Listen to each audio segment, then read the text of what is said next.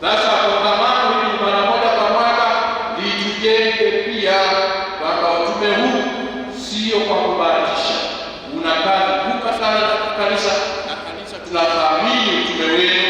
Ndio maana Baba Askofu Mkuu katika jimbo letu kuu la Mbeya anatoa nafasi hii kila mwaka kwa ajili ya kukaa pamoja, kujifunza, kushirikishana vipaji, ili basi utume huu uendelee kuzaa matunda ndani ya kanisa.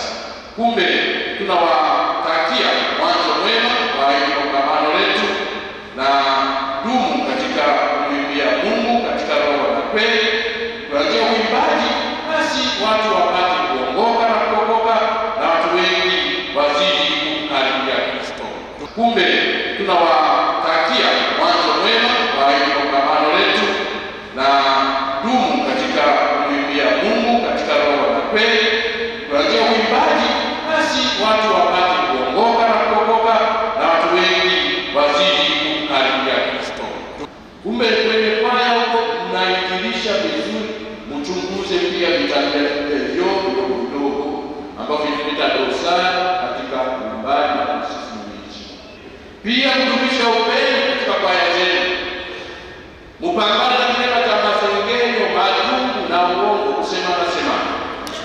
Kumbe kwenye kwaya huko mnainjilisha vizuri, mchunguze pia vitabia vidogo vidogo ambavyo vinaleta dosari katika uimbaji na usimulizi. Kusali vizuri kwa njia ya uimbaji, mtu anasali zaidi na imani yake inakuwa zaidi. Bila kujua, niye wanakwaya, kazi yenu ya uinjilishaji inakuwa chachu ya kuongezeka kwa waamini ndani ya kanisa. Anapokuja kuhudhuria misa au ibada na kwaya yenu mmeimba vizuri, yule mtu anauliza baada ya ile kwaya itakuwepo tena Jumapili gani? Wameimba vizuri sana. Anaenda kumwalika marafiki yake kwamba iseme, twende ukasali nilikosali Jumapili iliyopita, na kwaya hii imefanya mambo mazuri. Kumbe muone kabisa unapofanya maandalizi mazuri yaliyotukia Dominika na sikukuu zile ambazo kanisa linaadhimisha, mnainjilisha na kuwaleta watu kwa Kristo. Kumbe muwe waaminifu kuzingatia taratibu zenu za mazoezi, mujiepushe na kiburi na majivu.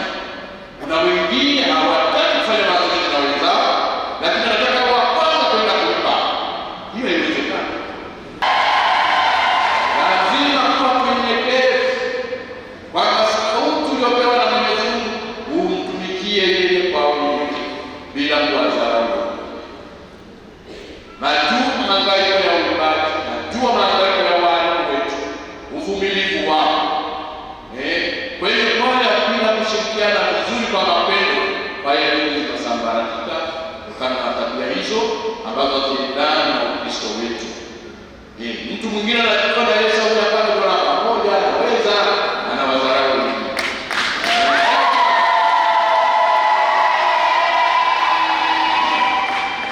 Tukubaliana muda wa mazoezi ni saa 8, ni saa 10. Kwa nini usubiri upigiwe siku na mwenzako? Kwa sababu